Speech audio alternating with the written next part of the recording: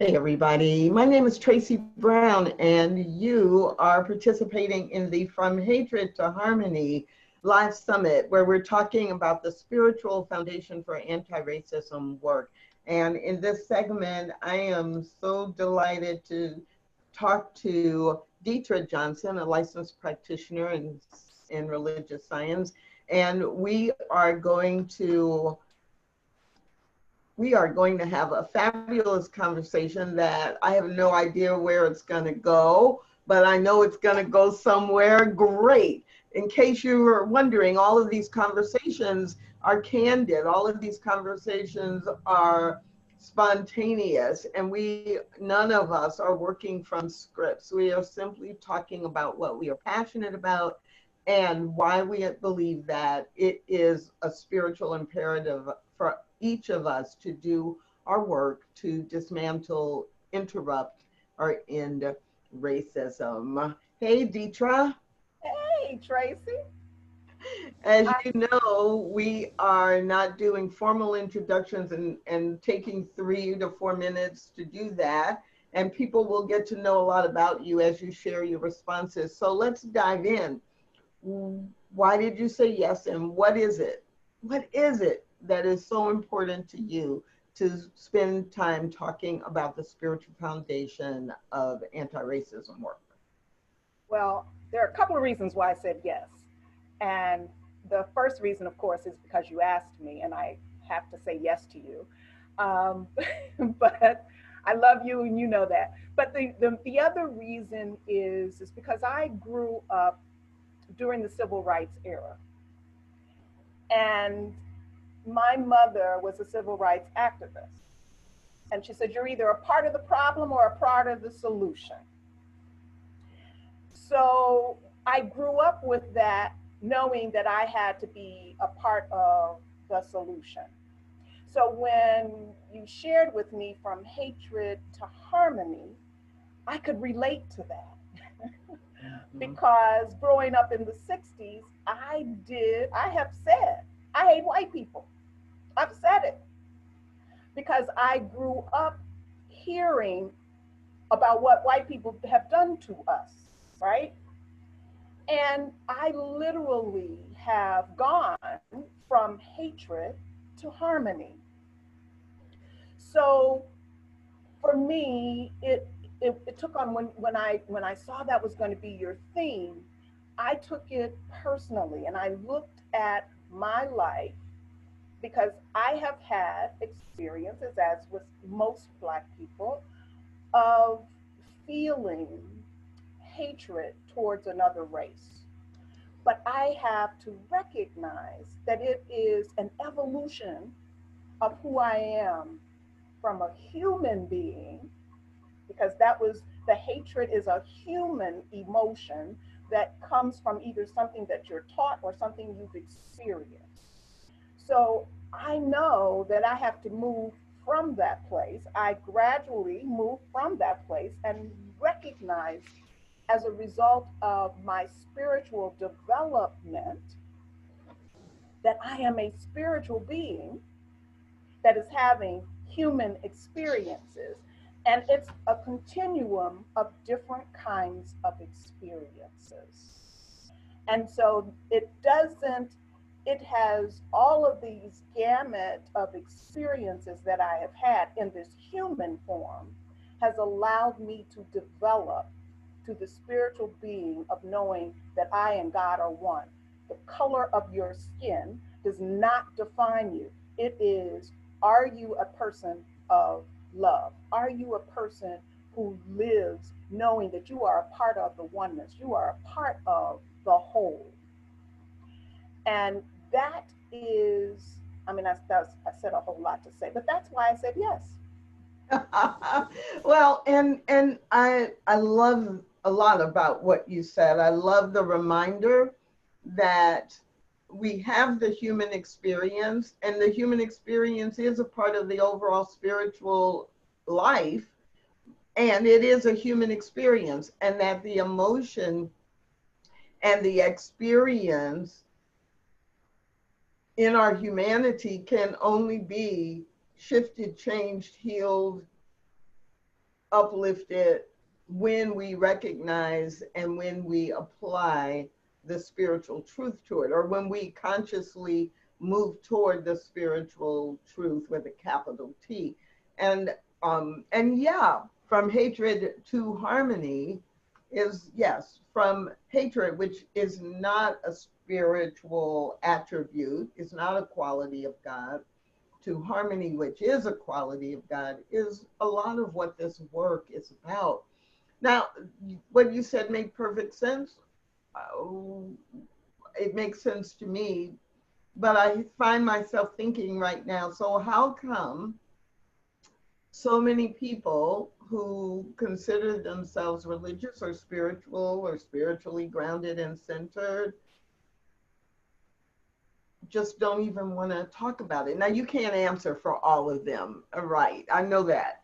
And so, but it just strikes me as, how could someone who is spiritually grounded and centered shy away from the conversation? So, So I think those who are afraid to have a conversation are those who have to, that really means you have to stop and take a look at what you believe.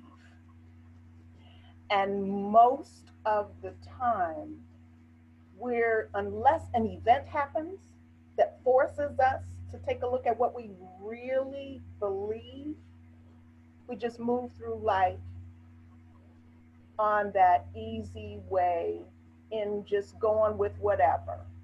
But when we choose to live this spiritual life, we are forced to examine what it is that we believe. That's my perspective. And those of us who have chosen this spiritual journey, and I've heard others this morning speak about this, is sometimes to use the spiritual bypass. But what I would like to join in this conversation with, which has been said before, is it really is a combination of acknowledging that I have work to do to contribute to the evolution of spirituality for all of humanity. I have to accept my role. And a couple of people have used a couple of different analogies.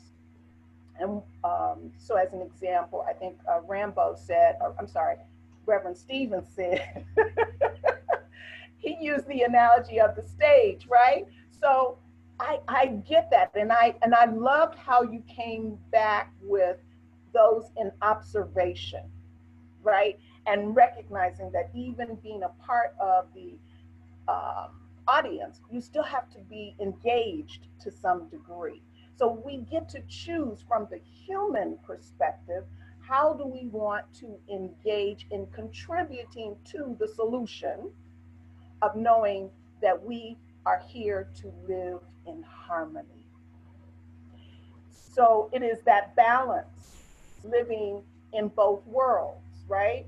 It is acknowledging the human piece of it, while at the same time being spiritual, being a spiritual being, and using that spirituality of knowing that I am one with the one, and operating from that place of balance. That's my word, is I want to operate from that place.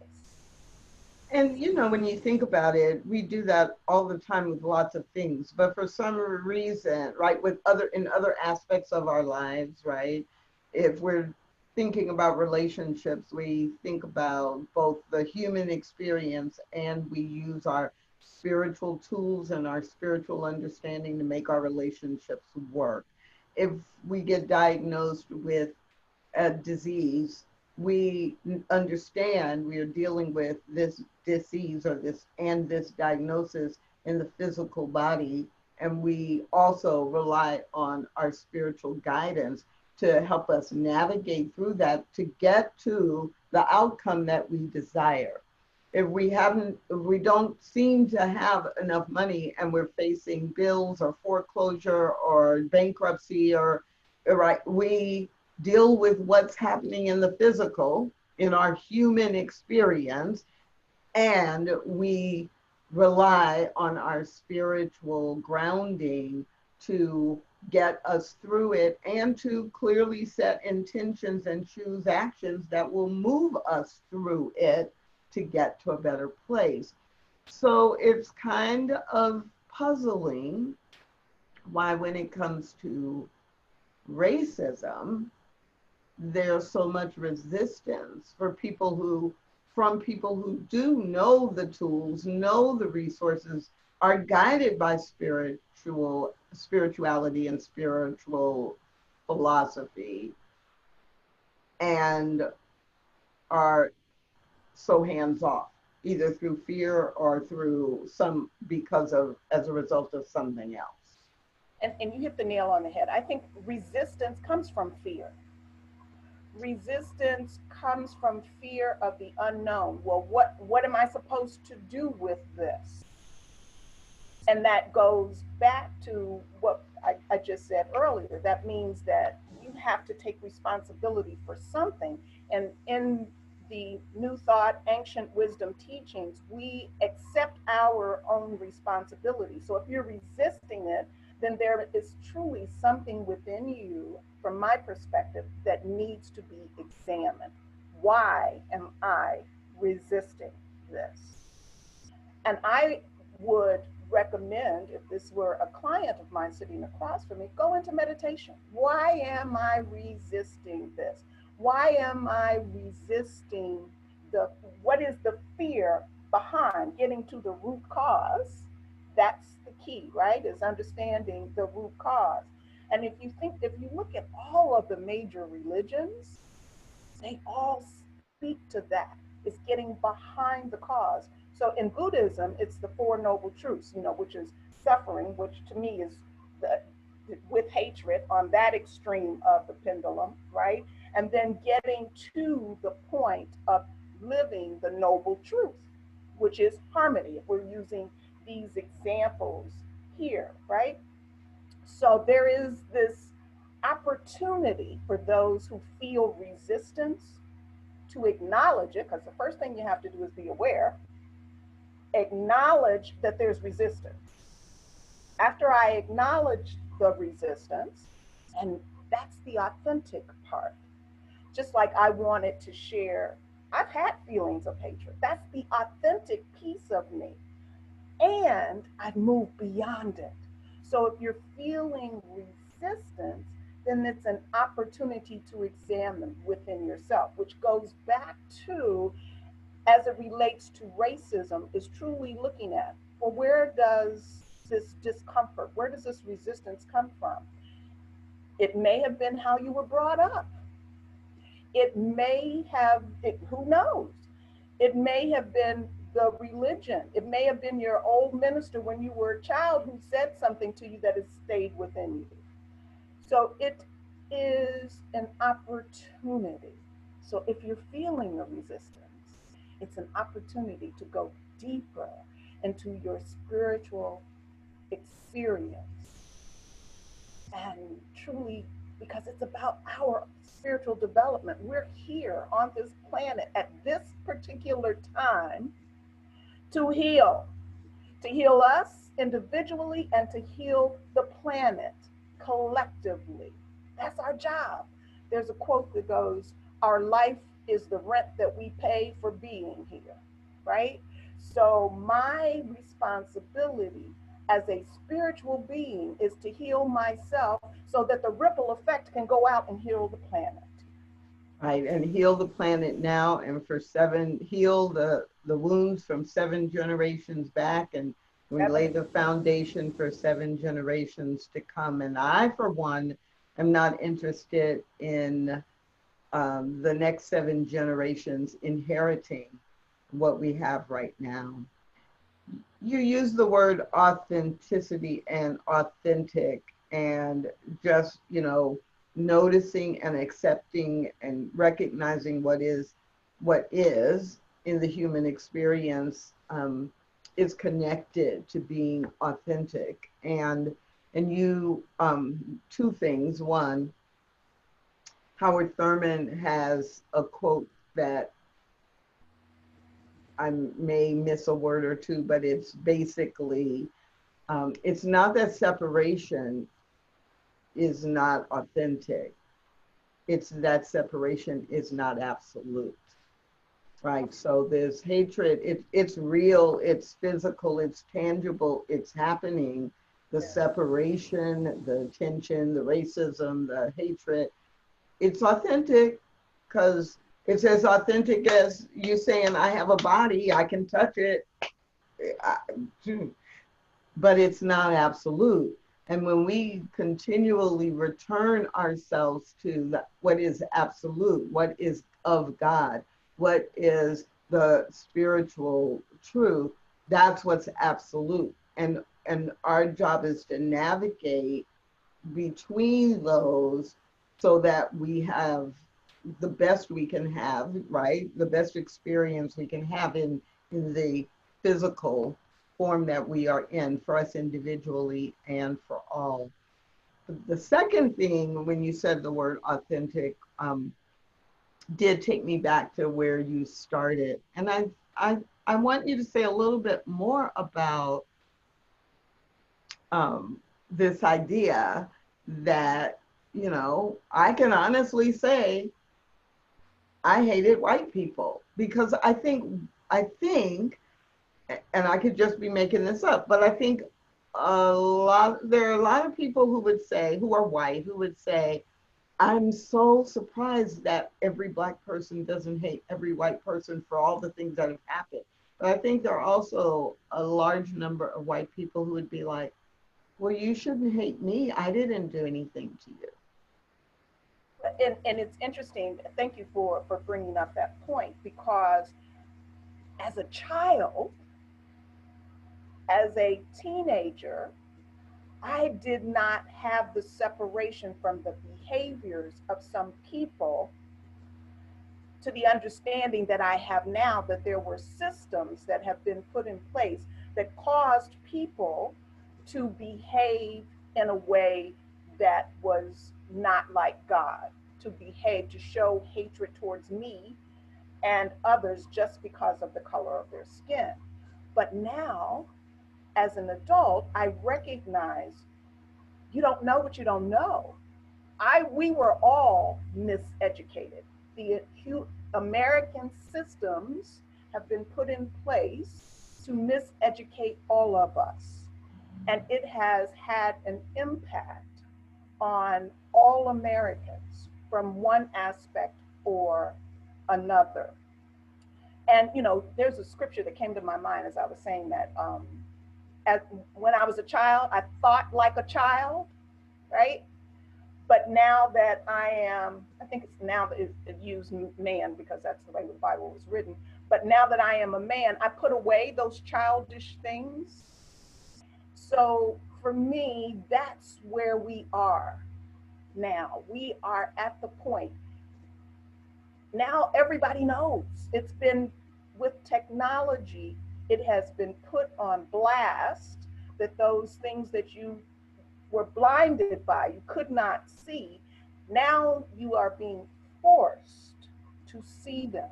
So now it's time for me to put on my spiritual glasses, and it's time for me to acknowledge, it's time for me to go deeper in my spiritual practice and acknowledge that as a human being, this is in front of me, and I have a choice as to how I want to contribute spiritually and from a human perspective to make a difference for generations to come.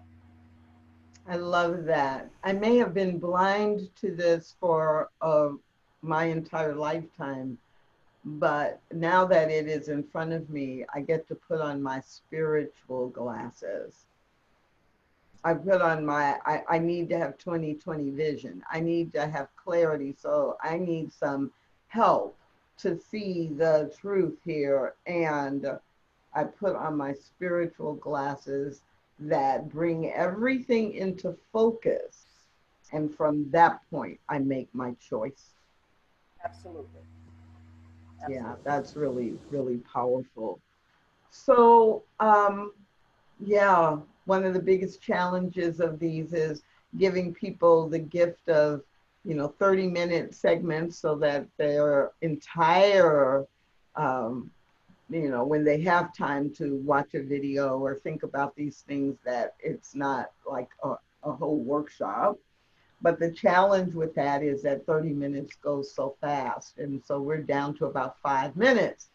Okay. So think about what the one thing that you want to make sure people want to hear. Just be thinking about that for a minute. And what I'm going to do is I'm going to remind people that I'm in this conversation with Detra Johnson, and we are talking about what is the spiritual underpinning, the spiritual foundation for healing racism, for moving beyond racism, for doing anti-racism work. And this is all part of a 12-session summit called From Hatred to Harmony. You're watching it most likely on the Stained Glass Spirit Facebook page, and I encourage you throughout the week and month and year to rely on the Stained Glass Spirit Facebook page or website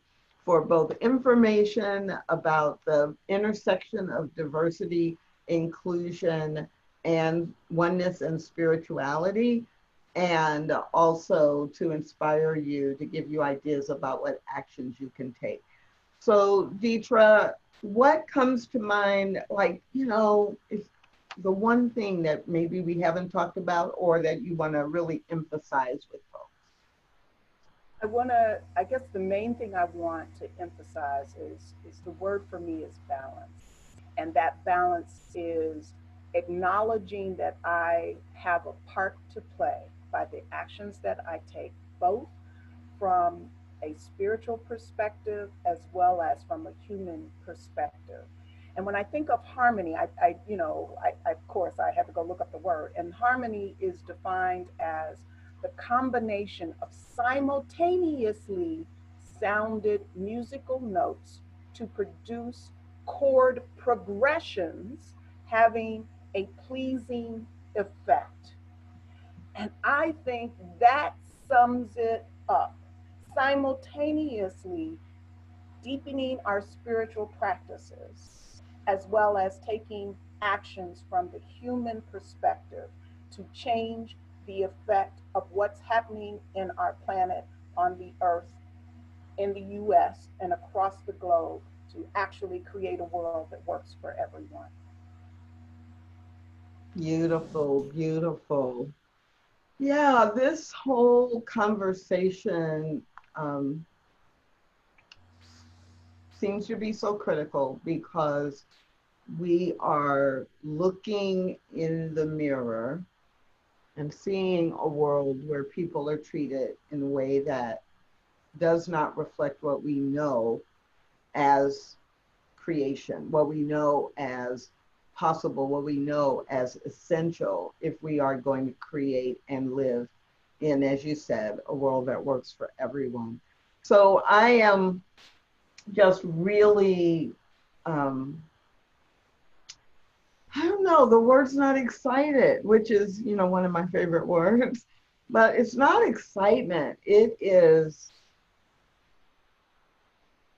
I don't know, is it humbling? It just feels really serious. Like this is a serious time that we cannot let go by.